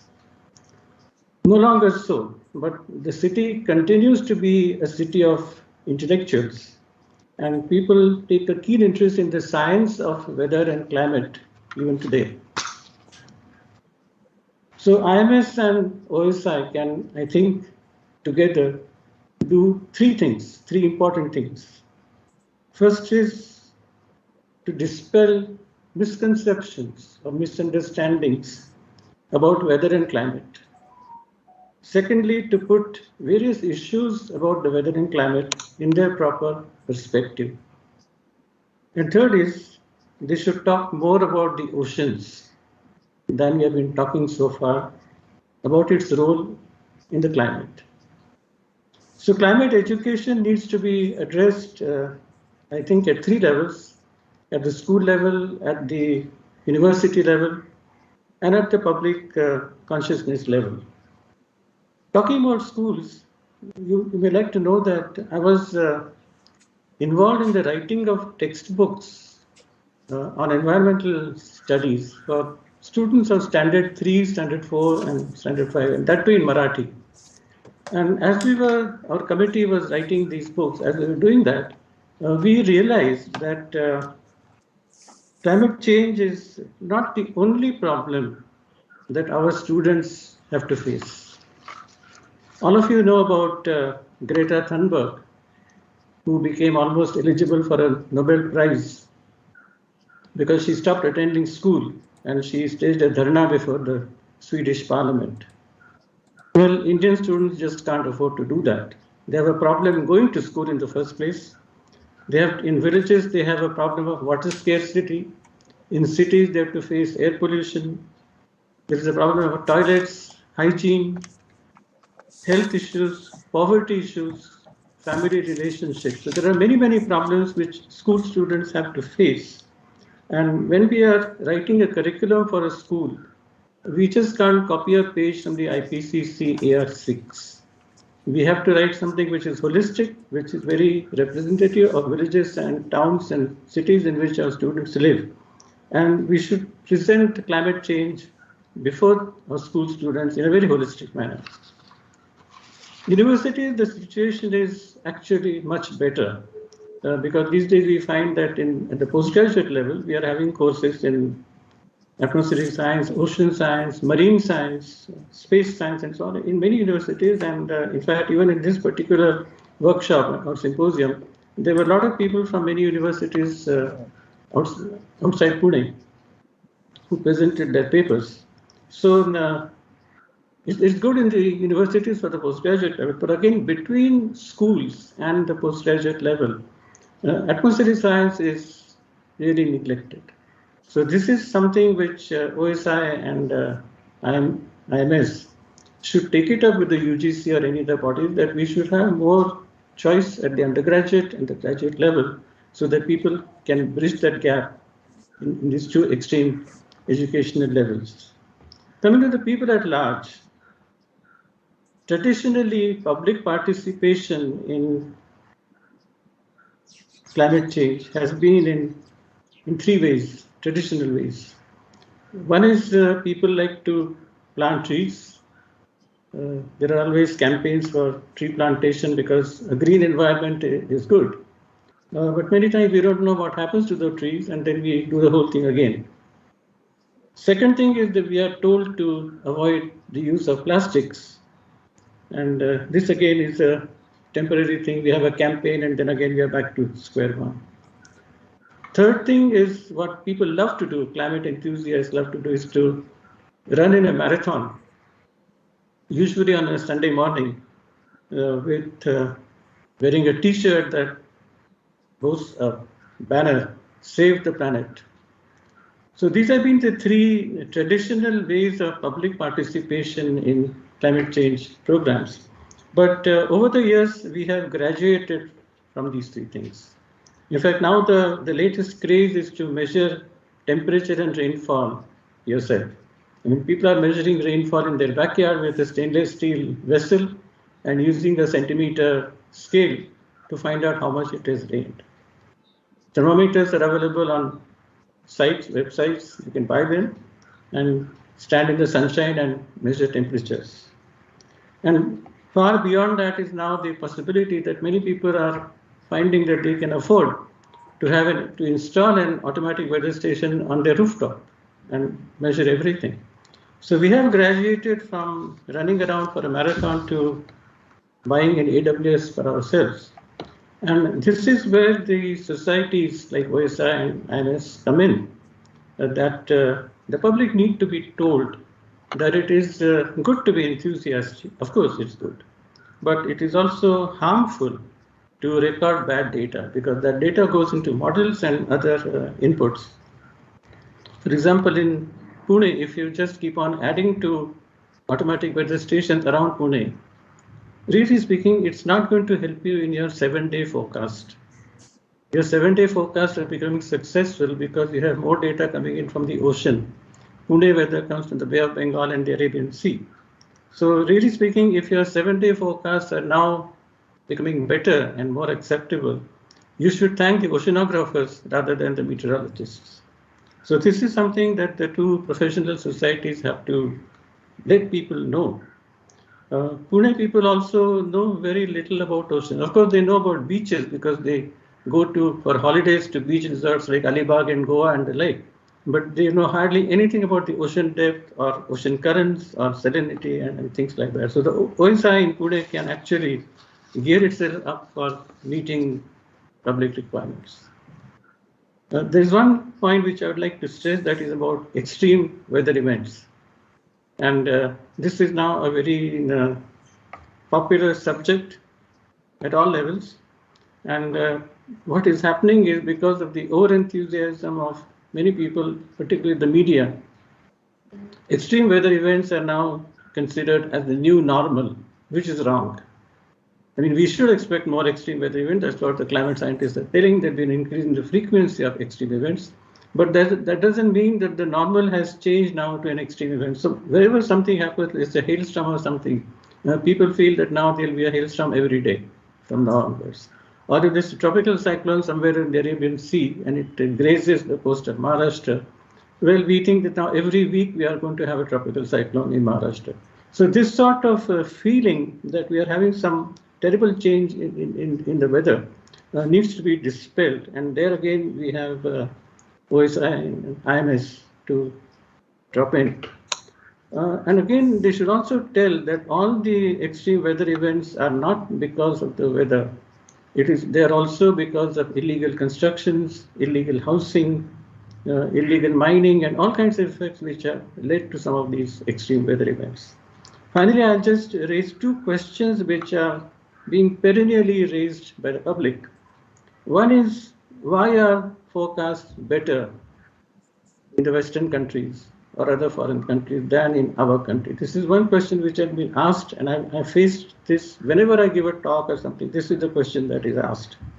The second thing is that if you can predict the climate of the year, let's say 2052, very confidently, and on that basis you give us a lot of advice. But if you can do that for 2052, why is it that we cannot predict for 2022 accurately? So these are two questions which are perennial, and the answers have to be given by scientists of IMS and OSI together to tell the people that what the reasons really are and why we are not able to do justice to what the users want.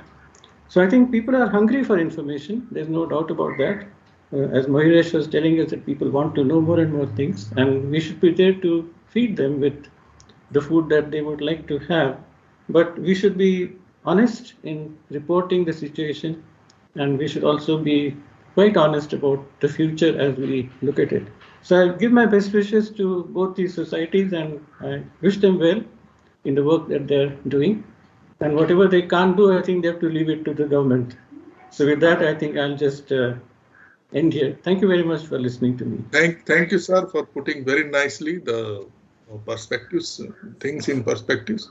So you mentioned that universities are very good in shape if you see the education of atmospheric and ocean sciences, but there is a gap in schools and colleges, and which has to be addressed. And the long way of public awareness from marathon and planting tree and this to collecting the data and putting AWS. So that is also, but here, as you mentioned, that IMS or IMD, OSI has to teach them how data has to be collected, otherwise it is of no use and all those things. So for that, again, the dialogue between public and this is very much required. And also you pointed out that climate change, particularly of extreme events, has to be dispelled very nicely in a coordinated manner with the people who can understand that though it is extremes will increasing, but it is not going to have hailstorm every day or something like that. So how much and what that we have to communicate them very nicely and wisely. Here the role of media also is very important. And how much climate and weather is predictable and what is the uncertainty in that in predicting tomorrow's weather and a week and this year and maybe after 20 years it is very much predictable or what, that also. So all these things I think are culminating for this 1 week or maybe 2 week course especially designed for different weather enthusiastic people for climate, weather and climate and these things. So I think that will be a nice thing. So with this, for the final verdict of what we have to do for the last mile connectivity, I will call Honorable Secretary Dr. Ravichandran, who has been involved from lightning to tsunami. These are direct connection to public with disasters. So he will say how how important is to reach to the last mile and how we can reach it. So please. Thank you, Dr. Sagai. And first of all, thank you all the panelists for joining today. And also I thank the local chapters of Pune, both the Indian Meteorological Society and the Ocean Society of India, to jointly organize this panel discussion. I think this is a very important topic because whatever you do, either you do observation or understanding or modeling, simulation, forecasting, everything, whatever you do, finally it has to reach the common man, last mile. Unless we don't reach, then whatever we put effort, that is no meaning. I think many of the panelists already touched upon many of the points. Of course, as rightly Kelkar pointed out, first and foremost thing is we need to have there are many misnomers and other things we have to clarify to the common public, and also we should have some of the basic education. Basic education means knowledge sharing of about climate to the common public. Though we are able to do some of the knowledge sharing between our what is called our meteorological or oceanographic community, like publications, and there are some effort are also going on to bring the college students and schools children. We are trying to educate weather and climate and aspects of various things, but still we need to go 1 mile step ahead. That means we need to reach a common people because the majority is in the common. They need to understand what is this weather and climate. Whether you are what you are forecasting, they are understandable, and what is that to go and what they can understand from this whatever you are forecast you are communicating. So that is the major bottleneck, or you can say that is a gap in our system. I think that is the things exactly need to be filled by the society, because that is very difficult to reach by the any of the government. So directly to reach all the things, but at the same time, the society can involve. But how to do that? So the number one is, of course, many pointed out earlier. First and foremost things we need to communicate in the local language. India is a rich diversity in language. So we need to, unless we don't go in a local language and reach the people, I think whatever we communicate, it is not very useful. So we need to do that one. And second thing is I would like to address, point out is, I think we have to use the knowledge tank of our seniors, especially like Kalkasov or many other people. I think we have to approach them, we have to request them to bring some of the popular article, that means not popular article, some of the things very simple language where the laymen can understand, and they can write about climate, weather, ocean, all these particular very simple things. If they are able to write it, I think we have to advocate. And how to do that? I think that is what the society has to come forward, maybe identify the people, and maybe you can, society as a society, both society, OSI as well as IMS, they can come forward to the ministry. So, okay, these are the books or something, booklets on climate change or weather and climate change. They will write in English, and also they can translate to various languages. All these things they can mobilize. That is manpower and other things, resources, the society can mobilize, whereas the financial support can be provided by the ministry through outreach activity. So there is a, of course, you all know that in the Reach Out program, we have a opportunity to fund various outreach activity. One of the things are this, we can do that. That is, maybe we can request the seniors and other people, because they have a knowledge as well as they have comparatively little free time to write, and what they have to communicate to the common people. They have to write in different, very user-friendly language of the common man, how we can understand. Especially what is the complexity of the weather and climate need to be explained properly, because people very simply they tell that if I go, I am going to Europe, there people are predicting very well, and here we are not able to predict weather better. Because we know, we should know that the complexity of the tropics when compared to mid-latitude and polar region, how complex. That also we need to inform the people. Even if we are doing something wrong forecast, they should understand why we are doing wrong. It is such a complex phenomena that they have to be. It is our responsibility to communicate to them such a complex phenomena we are trying to forecast with the various observations and other things. And also we need to involve them in some of the, I think many of you talked about is a citizen science and other things. We need to involve them in the observations. Of course, IMD started now crowdsourcing and other things. So that we have to inculcate. That is one way we are reaching the outreach. So once they try to observe and understand, then they will also encourage to read or maybe to understand what is going on in weather related things. So I think we have to create that awareness program. And also we, what is called, whatever the information, climate information now it is available. I think whatever Dr. Solikar has mentioned, I think that is very district level now climate records are available. I think that needs to be publicized very heavily so that each people, those district people, they can look at it, what is their weather condition changed over the period, maybe 40 years or whatever the years you have. So now how it is changed in their district. So they can look at it. So maybe we have to educate them, maybe a few districts. This is what the data available. This is what your district has changed over the period. Maybe, but each district, how it is changed, they can understand. Once they try to understand, and they can always involve. Actually, we need to involve them in each process. That is more important. And also, rightly mentioned by Dr. Kelkar, if you want to have a weather forecast, we have to depend on the atmosphere majorly. But if you want to have a forecast beyond 7 days or beyond 2 weeks or so, I think we have to have a ocean component inbuilt. And of course, we want to go for a climate scale. Even subsurface ocean is very, very important. So I think what we need to do is we have to educate them in a way, what is the weather information, where it is available, what is that.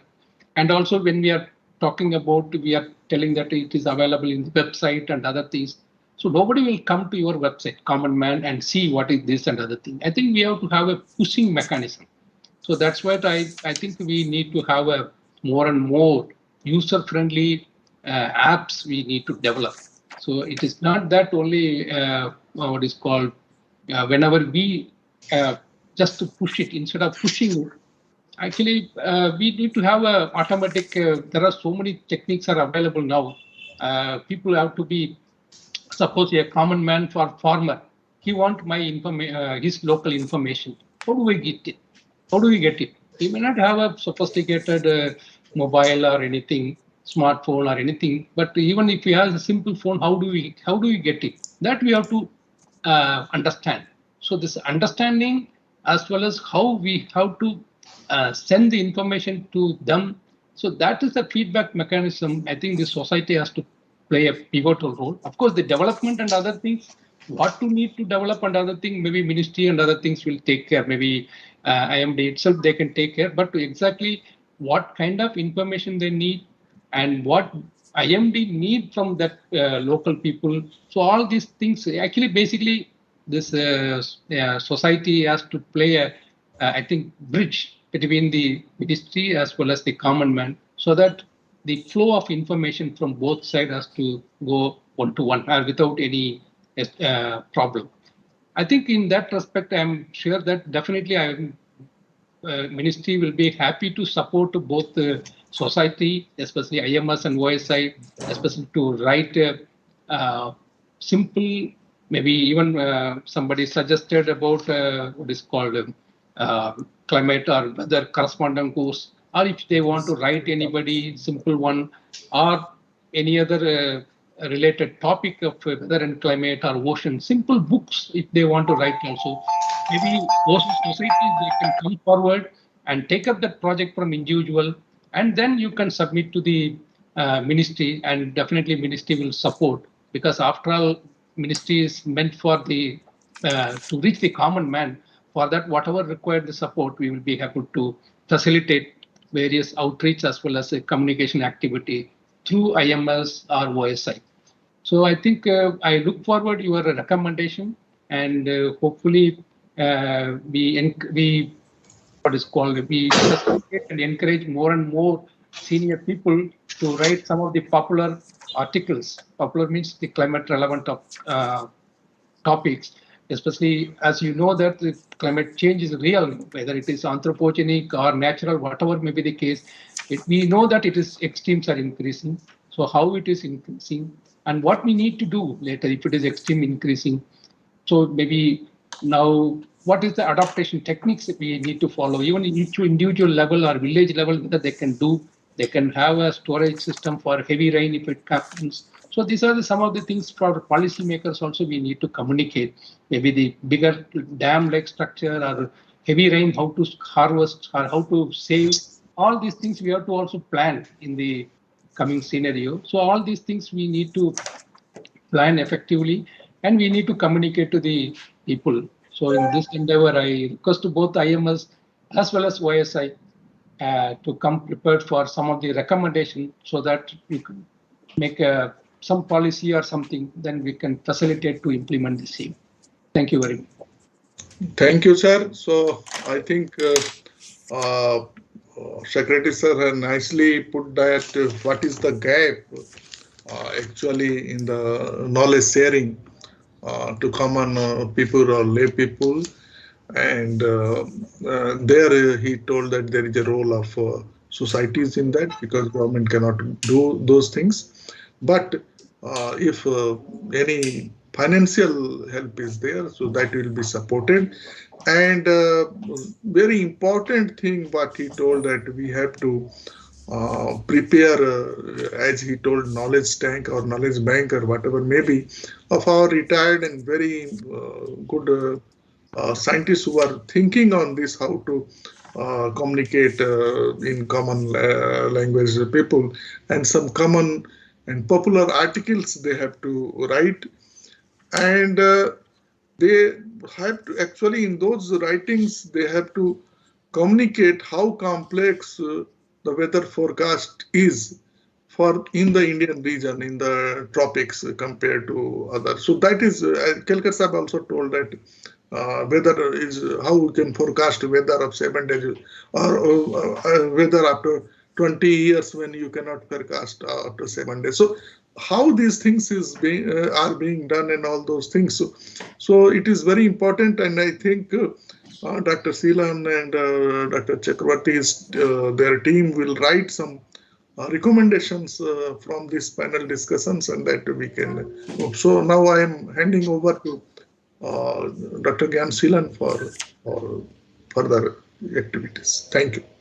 Thank you, Dr. Sai, for moderating the session and highlighting all the recommendations and suggestions given by the panelists.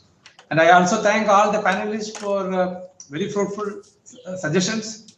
So to summarize, I have I collected few points which we will put as recommendations later. So one is, I'm sure every panelist agree with this, and most of them have already discussed about that. So we need to maybe convey to the policy makers that there should be introduction of meteorological and oceanographic subjects at the school level itself, because that is going to make huge change in understanding of the public. So this has to be conveyed. Maybe through ministry we can take up this issue. See, the second one is develop a short course or curriculum on meteorology and oceanography for climate enthusiasts. So that is a very, very good recommendation. In fact, IMSP is working on that, already working on that, but we will definitely take help of our senior colleagues, and we will come out with a course, the syllabus. So which is the second, the one which goes as a recommendation from IMSP and IMS and OSI. And as most of the panelists have already mentioned, that the concepts of oceanography is not really known to the public, say at least the Indian public, especially the public in the cities. So we need to put effort, at least in IITM and with IMS and OSI. So we have a lot of expertise on that. So which is one objective which can be very easily achievable. So which definitely will do it. But this can go as another third recommendation. And as Secretary has promised the support for publishing popular scientific articles and books by eminent scientists, the retired scientists, who have concern for the society. So I think that is a very good initiative by the ministry. So we thank you, sir, for such initiative. We will definitely take advantage of this, and we will identify the people, because some of our members are already on that. But some of them, they don't really need any financial support, so they do it. Some of them, they want to do it, so they are doing it. But some people with this type of initiative, they will come forward, and their knowledge, which is already gained through their experience, definitely we will convert them to something which is useful to the society. Definitely will do that. And the next point, as Secretary rightly said, the user-friendly apps. I think this is an area where we need maybe some help from the students, engineering college students, or some students. So they can really, if we support them with some financial support or something, or supporting them for project work or something, I think they can come out with very good user-friendly apps for common public. So which also we will, I think these 5 as the major recommendations, and we will also add some more points again in consultation with the panelists and the IMSP Executive Council members and OSI Executive Council members, and then we send it as our recommendation to IMS National Council, OSI National Council, and they will then forward it to the ministry and take the necessary action. And we at local chapters are very, very happy, because the OSI Pune chapter is a very new chapter, so very recent activity. So that is why they could not do so much activities like IMSP. But now, since we have joining hands to do the societal activities, definitely we will be able to come out with more actionable work. So in the future, so I thank all the panelists for taking their busy schedule and busy time, and they gave a lot of inputs, so which will definitely benefit the society. So thank you all the members. So thank you all very much. Thank you, Dr. Thank you all. Aditi may conclude. Yes, thank you, Dr. Ganshilan. I would also like to take this opportunity to thank all the panel members for their inputs and for the suggestions. Just something which has crossed my mind while the discussions were going on. I think as someone who is newly in this field and as a young scientist, I think we also need to, because everyone is so experienced on the panel, maybe that it's also time to look a little more deeply into what we consider as public. I mean, there is a section, of course, of students and citizens who are interested in learning the subject and working more on climate. But there is also a different section, say, of farmers or tribal communities who have a lot of intergenerational knowledge, and perhaps we as scientists also have a lot to learn from them.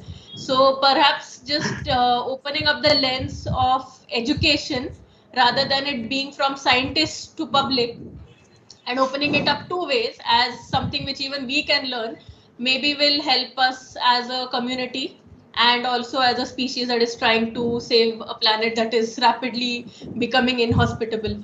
So just something that I thought should be added. We did have one comment in the YouTube section, which there was Alicia who mentioned that offline courses are needed for weather enthusiasts. They can play the role of mass sensitization, and I think like it was mentioned on the panel, someone like Greta Thunberg or some of the activists even in India, they have played a very large role in making people sensitive about the dangers that our environment is facing. So thank you once again, everyone, for being on the panel. We will now be moving to the concluding session of the workshop, which is in two parts. The first part, we will begin by opening the virtual floor for any feedback on the workshop. So those present on the panel or those who are joining us on YouTube, if you have any comments, the ones who are here in the panel may unmute themselves and give their comments. Those who are on YouTube may type their comments in the chat box and we will convey it to them, convey it to the panel. So the floor is now open in case anyone wants to say anything. Can I say one comment on this? Sure, sir. Yes, the suggestions. I think this including a course on climate science to these high school children, it is definitely a good idea. As a climate scientist, I also prefer that thing. But my concern is that these children are already overburdened with various subjects, and they have environmental science course, they have geography, which cover a substantial amount of basic weather and climate processes. So adding another new subject, do you think it is a realistic idea? So one thing may not be a totally new subject. They study geography. See, in geography, they can definitely add some contents of oceanography and meteorology, which the students will definitely learn. So the weather features like El Nino. So because now El Nino is a common man's word, so they should know that. So I think the school children should know. So we are not recommending for a separate subject on meteorology. See, this some sort of the contents should be there in school level so that there will be spark from the school level. That's what something like a summer workshop or a vacation workshop. Sir, actually, for those who are interested. Actually, the teachers has to be trained. Level, we can arrange it. See, at the society level, we can arrange the workshops. Yeah. So they can spend their vacation here. So we have to entertain them. So that's all we can do. Sir, what I observed from my childhood is that if the teacher is well equipped with this all knowledge, he will definitely invoke some time to the students. So we should force the teachers to see the teachers to learn, and at the appropriate time of that subject, when they are teaching about the equator and all these things, they can tell that the importance of the equator, tropics or something. So we have to see that how the teachers can pass this latest knowledge to the students. Means it is a bookish knowledge, but they can connect to the current world.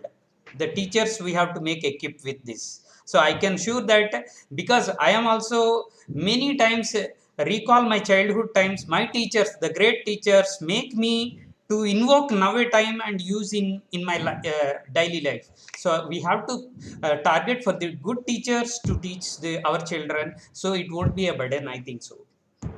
Kelkar sir wanted to add some point. Yeah. I would like to give a little experience of writing books for the Indian Med Society, which I did something like 4 years back. And that time Dr. Tyagi was the president, and he asked me to write a book on weather satellites. And it was a simple language book, which was eventually published. But the conditions that the society imposed were like this: I won't get any secretarial assistance. I won't get any honorarium for it. I won't have a copyright.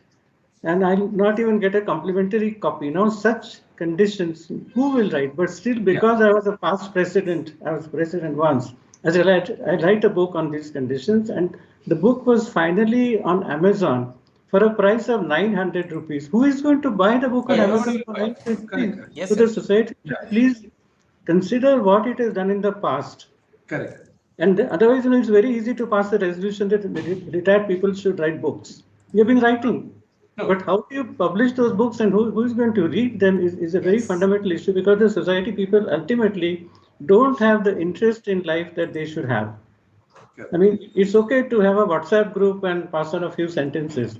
It's very difficult to write a book of 200 pages. It's absolutely difficult. So my good luck to you, but please reconsider history. And there were some books which were like a long-range forecasting by Sir Gilbert Walker. These books were published by the society, and literally they had to be disposed of because nobody wanted to read them. So it's not as simple simply to pass a resolution that let's get people and make them write. They can't write, and even if they write, you don't publish. So please be very practical in this aspect. Make a study of how things are done and how these books can become popular and be helpful to people. Thank you. It's a valid point. We agree with you, sir. But the past is past only. But definitely now, as Secretary has already promised the support, so that honoraria will be paid, and and also the support, the secretarial support for typing that all can be extended by the. Sorry to intervene once again. It's not a question simply of honoraria. It's also a question of how you send the books to people. No, because if I write a letter to the society today, and ask for my own book, it's not available anywhere. Nobody has the book.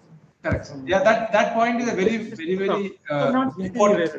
Correct. That is a very important point. We will definitely give a thought on that. We will have to think. Because even if my book on weather satellites, you can re-release at a price of 100 rupees. Correct. That's it. It's already it's a new book. It's not an outdated version. It's a new book giving everything in very simple language with simple pictures and so on. You can re-release that again at a very, very low price of 100 or 50 rupees, and people will buy that. Yeah, definitely. We will actually think about what we can do on the already published books, and what way we should approach for the future books. Yeah, we will definitely think about that. I mean, maybe in MSP also we will have a meeting or some meeting to discuss that before taking